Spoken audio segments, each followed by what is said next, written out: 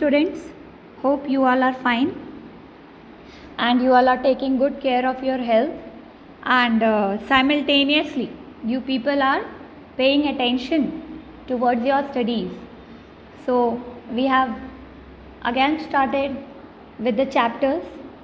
Hope you all have performed well in your test. So बेटा do everything, ठीक है, एक तरह से आप लोगों के लिए छुट्टी ही है, बहुत prolonged छुट्टी हो गई है, but still you cannot ignore your academics. We'll be back in the campus very soon. So in that case ये जो rhythm है आपका, that should not be broken. So we were already done with chapter 1 and chapter 2 of civics. That was power sharing and federalism. So if you remember that, we will move to the next chapter today, that is chapter 3, democracy and diversity. So before I start with the chapter as such, I would just like to talk about these two terms, that is democracy and diversity. So what is democracy? I hope after studying 2 chapters at length about power sharing and why power sharing is needed in democracy, and how federalism is practiced in a country like India, which is a huge democracy, you all must be clear with the definition of democracy. So democracy means a form of government that is elected by the people. I mean the representatives are elected by the people, because the most common definition of democracy that we all know, that is a form of government by the people, of the people and for the people. And this definition was given by a very famous leader, Abraham Lincoln. Okay, so what do I mean by the people, of the people and for the people? So when I say by the people, by means किसने बनाया? People ने बनाया. Okay, of the people, of means जो government जिन्होंने form किया है, वो कौन है? वो कोई एंजल्स तो है नहीं, वो भी पीपल ही है. Okay, that is by the people, elected by the people, of the people, वहाँ जो लोग हैं वो भी हमारे ही जैसे ह्यूमन बींग्स हैं, and for the people. Okay, तो फॉर मतलब किसके लिए बनी? ये बनी हमारे लिए, people. I mean if you see what is the major focus? Major focus है पीपल पे. तो democracy is this all about people. मैंने आपको प्रियम्बल पढ़ाया था, वी द पीपल. तो फोकस हमेशा पीपल पे रहेगा, क्योंकि सिटीजन से ही कोई भी कंट्री फंक्शन करती है. तो democracy does not only mean a form of government where the representatives are elected. Democracy also means a form of government where the government or the people who are in government, who form the government, they are answerable and accountable to the people. One more thing that I would like to explain here itself, there are basically 2 forms of democracy. So when we started with representative type of democracy.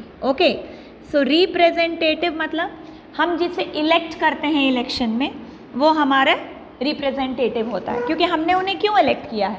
ताकि वो हमें parliament में represent करें. वो हमें represent करेंगे तो वो हमारे लिए लॉज बनाते हैं. तो वो क्या हो गया? Representative democracy. But gradually our country is moving towards participative democracy.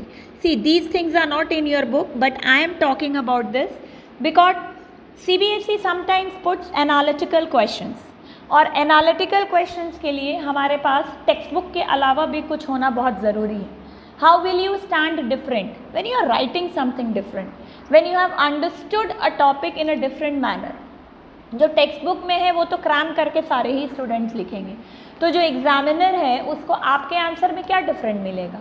That's why maybe it is not there in the book, but I am giving you information so that if there is an analytical question you can put your views, which will of course give you a push और an impetus, आपके answer को एक push ज़रूर मिलेगा. Okay, so now what is participative democracy? See, तो representative क्या था कि हमने हमारे रिप्रेजेंटेटिव्स को पार्लियामेंट में भेज दिया, हमने उन्हें इलेक्ट किया, वो मेंबर ऑफ पार्लियामेंट बन गए और वो पार्लियामेंट में बैठ के they are framing laws for us. Fine, so they are representing whom? They are representing the people who have elected him. Now participative means that how will we feel that we are a part of this system? We can only feel that when we are given some task. Okay, हम इस family का हिस्सा हैं, ये हमें कैसे feel होता है? जब वो फैमिली हमें फील कराती है, हमें इम्पोर्टेंस देती है, डिसीजन मेकिंग में हमसे भी हमारी राय ली जाती है. Okay, I give you a very simple example. से आपका अपना एक पर्सनल रूम है घर में. ओके, सबका होता है. और अगर आपके रूम को कलर कराना है, ठीक है, इट्स दिवाली टाइम और घर में वाइट वॉश हो रहा है, एंड देन दे थिंक कि we will go with different colour for each room. और आपके रूम को बिना आपके पूछे अगर कलर करा दिया जाए and you don't like that colour, so what would you feel? कि it's my room and I was not asked, मुझसे ही नहीं पूछा गया कि कौन सा कलर कराना है. कितना वियर्ड लगेगा. तो इन दैट केस ये मेरा देश है, मैंने इन्हें इलेक्ट किया, मुझसे तो कभी पूछा ही नहीं जाता मुझे क्या चाहिए, right? So that is what I am saying. When we participate we feel that we are involved. So as in, because India is a very huge country, तो इट इज़ नॉट पॉसिबल कि जब भी decisions लिए जाएं तो पर से एक एक आदमी को बैठा के उससे पूछा जाए, वो पॉसिबल ही नहीं, क्योंकि बहुत ह्यूज पॉपुलेशन है. तो इट इज़ नॉट पॉसिबल कि on a given day we all will meet, कोई ऐसा वेन्यू डिसाइड कर लें, ये यूटोपिया है, ये कभी नहीं हो सकता है. तो हम कैसे पार्टिसिपेट करते हैं? ग्रेजुअली गवर्नमेंट जो है वो पीपल से पूछती है कि व्हाट डू यू थिंक. तो ऐसे बहुत सारे साइट्स हैं जिस पे गवर्नमेंट कोई भी लॉ लाने से पहले लोगों से उनके व्यूज़ मांगती है. ओके, सिटीजन चार्टर है, जैसे right to food, right to public service delivery bill, ये सारी चीज़ों को गवर्नमेंट के वेबसाइट पे कुछ टाइम के लिए इसीलिए रखा गया था so that people can give their suggestions. Yes, of course, इसका एक और भी जो साइड है वो ये है कि government is not bound by our suggestions. ज़रूरी नहीं है कि गवर्नमेंट को उन सजेशंस को मानना ही है, बट कहीं ना कहीं हमें पार्टिसिपेशन की फीलिंग तो ज़रूर आती है, right? So that is what is participative democracy. तो इन शॉर्ट डेमोक्रेसी क्या है? The first point will be that democracy में हम लोग अपने गवर्नमेंट को इलेक्ट करते हैं. द सेकेंड पॉइंट इज़ जो इलेक्टेड गवर्नमेंट है, जो भी इलेक्टेड रिप्रेजेंटेटिव्स हैं, वो हमें अकाउंटेबल हैं या हमें आंसरेबल हैं. Okay, so whenever something goes wrong we can question them.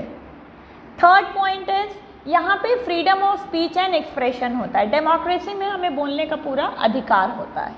And then the fourth point can be that we are given a chance to change our rulers.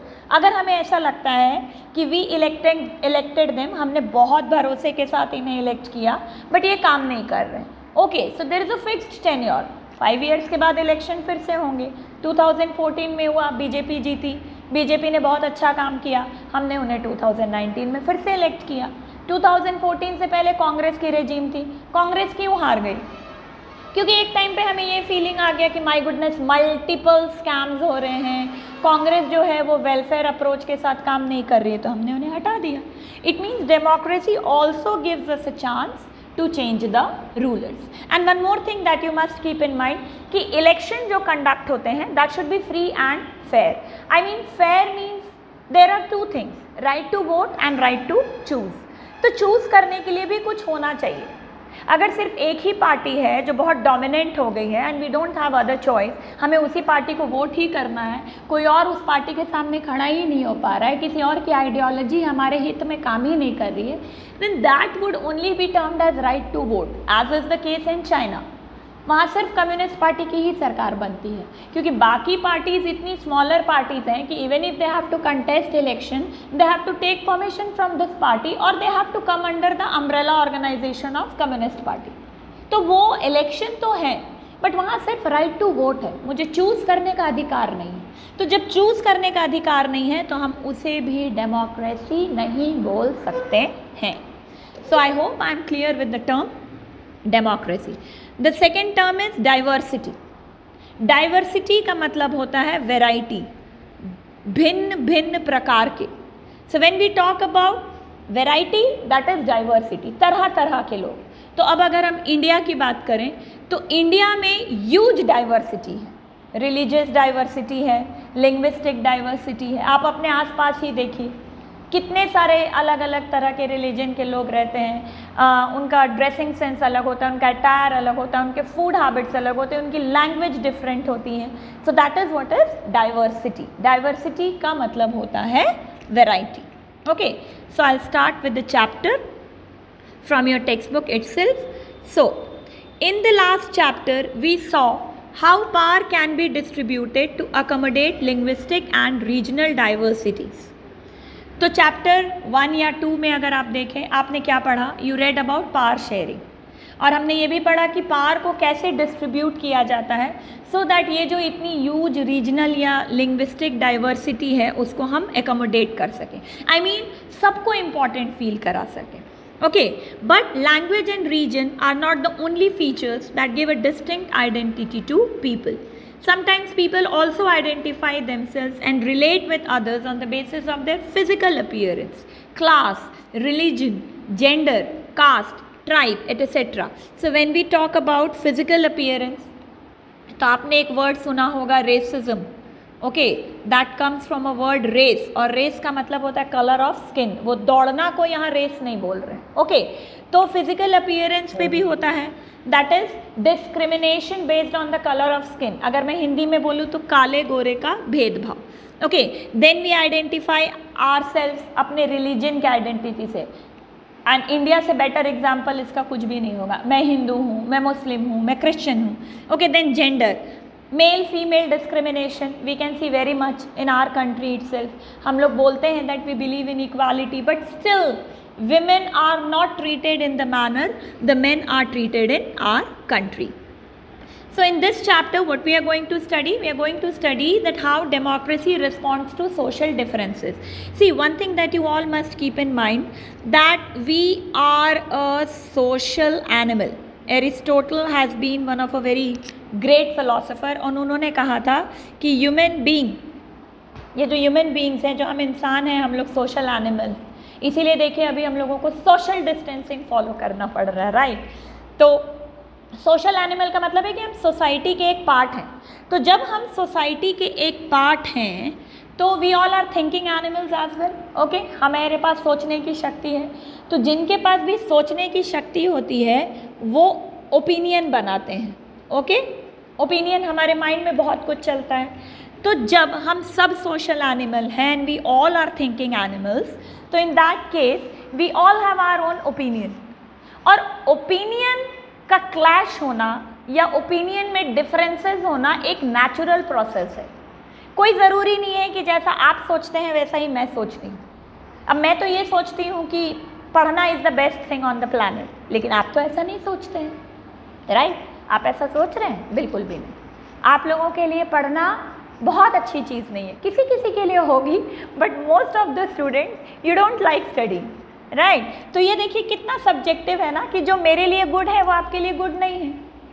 तो in that case क्या होता है? Differences आते हैं। Okay, तो ये differences को हमें सॉर्ट आउट करना है, क्योंकि डेमोक्रेसी ये भी कहता है कि हमें हार्मनी में रहना है, फ्रेटर्निटी दैट इज़ ब्रदरहुड होना बहुत ज़रूरी है, तभी कोई डेमोक्रेसी सक्सेसफुल हो सकती है।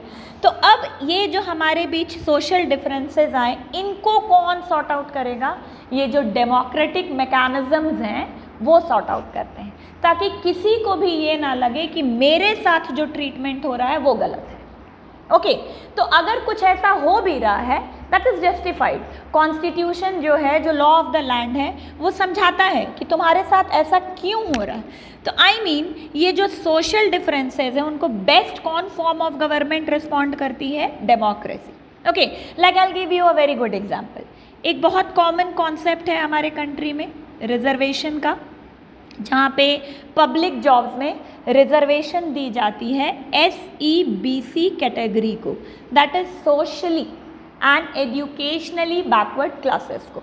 ओके, तो अब हम जो जनरल कैटेगरी को लोग बिलोंग करते हैं, बेसिकली मैं इसको अगर बहुत सिंपल टर्म में समझाऊं तो SC ST को जो है या OBC, उनको ये रिजर्वेशन दिया जाता है। OBC is other backward classes, SC is scheduled caste and ST is scheduled tribe. अब हमें लगता है कि this reservation goes against equality, क्योंकि आप बात करते हैं इक्वालिटी की, तो इसमें इक्वालिटी कहाँ है? लेकिन हमारी सोसाइटी शुरू से ही लॉपसाइडेड रही है, इम्बैलेंस्ड रही है। आपने हिस्ट्री में पढ़ा है, हमारी सोसाइटी वाज डिवाइडेड इन 4, ब्राह्मण, क्षत्रिय, वैश्याज एंड शूद्रास। तो Brahmin and Kshatriyas were the privileged class, okay, और जो वैश्याज एंड शूद्रास हैं they were not the privileged class. तो जो फैसिलिटीज़, जो बेनिफिट्स सोसाइटी के एजुकेशनल हो या सोशल हो, जो ब्राह्मण और क्षत्रियाज को मिले वो वैश्याज और शूद्रास को नहीं मिले, तो वो हमेशा दूसरे क्लास से पीछे रह गए। तो सोसाइटी तो हमारी शुरू से अनइक्वल है। तो ये जो रिजर्वेशन है ये हम लाए सोसाइटी को इक्वल करने के लिए। ओके, हम ये कोई डिस्क्रिमिनेशन नहीं कर रहे हैं, बल्कि हम उन्हें एक पैरिटी पे लाना चाह रहे हैं। जिस दिन ये पैरिटी अचीव हो गई उस दिन हम रिजर्वेशन वापस ले लेंगे। तो आई मीन इनइक्वालिटी है, इसको ऐसा नहीं लेना है कि इनइक्वल ट्रीटमेंट है या अनइक्वल ट्रीटमेंट है। नो, इनइक्वालिटी तो है ही, पहले हम इसे इक्वल तो कर लें। Okay, yes it is true कि इनिशियली ये जो रिजर्वेशन लाया गया था वो 10 ईयर्स के लिए लाया गया था, बिकॉज इट वाज थॉट कि 10 ईयर्स में चीज़ें नॉर्मल हो जाएंगी। ये जो डिस्क्रिपेंसी है between the higher caste and the lower caste, या जो ये गैप है वो कम हो जाएगा। ये हुआ भी, काफ़ी हद तक हुआ भी, but now this reservation has become a tool. ये एक टूल हो गया है पॉलिटिकल पार्टीज़ में। आप कभी कभी ये टर्म सुनते होंगे, वोट बैंक। ओके, तो वोट बैंक का मतलब है कि जिस भी पॉलिटिकल पार्टी ने रिजर्वेशन वापस लिया उसका जो वोट बैंक है वो कम हो जाएगा। कम हो जाएगा मतलब है कि ये जो क्लास है that is the lower class, या दैट आई वुड नॉट से it lower class, that is the socially and educationally backward class या कास्ट, वो जो लोग हैं वो they will develop a kind of a hatred for that political party. और अभी आपने लास्ट ईयर देखा भी था कि जब कभी ऐसी कुछ बात भी होती थी तो कितना ज़्यादा इस बात को लेके इशू बना दिया जाता था। If you remember last year we had to close our school for 2 or 3 days just because the people who belong to this category they thought that the government is going to take back this scheme of reservation. Okay, or government is not looking into the atrocities that is inflicted on this community. Fine. So in this chapter we are going to study that how democracy responds to social differences. So we begin with an example of public expression of social divisions. We then draw some general lessons about how social differences can take various forms, and then we will turn to democratic politics effects and how it is affected by these social diversities. Okay, so if you see your textbook, there is a picture, the first page of your textbook, a story from Mexico Olympics. There is a picture and you can see this picture talks about an event. Okay, so social diversities, these two people, that is they are Tommy Smith and John Carlos. They both are African Americans. So African Americans were the people of Africa who were brought to America to serve as slaves, and they were black in color. Okay, so they are called as blacks.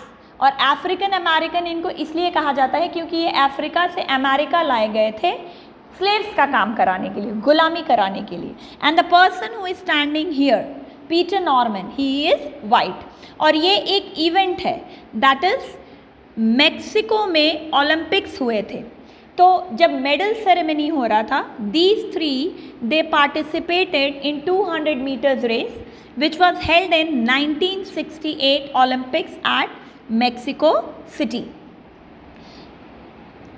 2 African American athletes, Tommy Smith and John Carlos, they raced a black gloved fist during the playing of the US national anthem. So after the event, after the race was done and the medal ceremony was being held, तो वहाँ पे US national anthem play हो रहा था. And during the national anthem is being played, we need to stand straight, erect, बिना किसी movement के. आप भी ऐसा ही करते हैं. लेकिन Tommy Smith and John Carlos ने क्या किया, अगर आप पिक्चर में देखें, उन्होंने अपने हाथ रेज किया हुआ और उनकी मुट्ठी बंद है, जिसे ही कहा जा रहा है close fist, and they are wearing black gloves. Okay, so they had won the gold and bronze medals. और उन्होंने ये ब्लैक ग्लव्स क्यों पहना हुआ है? They are showing that we are representing black poverty. They were basically representing black power. That is, ये जो आप racial discrimination practice करते हैं country में, that is discrimination on the basis of color of skin, that is inhuman treatment. Okay, and they were also, if you could see here, they received their medals wearing black shoes and no black socks and no shoes to represent black poverty. So if you see in your book itself, these terms are defined. So black power means what? A movement that emerged in 1966 and lasted till 1975, which was a more militant anti-racist movement. So anti-racist means we are again the practices which is based on the color of skin. And this movement advocated that we need to end this practice even if violence is necessary to end this practice. So what these athletes they did? They showed that they are discontent, they are dissatisfied. They are talking about the entire community, that the community जिसको आप black term करते हैं, जिसके साथ आप racism practice करते हैं, they are dissatisfied by the way they are being treated. And why did they do this? And एक international platform पे ऐसा क्यों किया? Because they wanted to draw international attention to racial discrimination. तो ये जो इनके black gloves हैं, जो इनके black shoes हैं, ये क्या symbolize कर रहे थे? कि we are also powerful and we need to be involved in the mechanism of democracy. Although इसके लिए इन्हें बहुत criticize भी किया गया कि ये कोई platform नहीं था जहाँ पे इन्होंने अपने grudges को represent किया, but that was the only way. Of course they had tried other methods, but जब उन्हें लगा कि ये एक international platform है, यहाँ से हमें बहुत quick response मिलेगा, so they thought of doing this. So in a developed country, if racism can be practiced to this level, think about other developing countries. So this is all for today, students. You just go through the lesson, and in the next lecture I will move on with the next topics. Thank you. We'll meet again.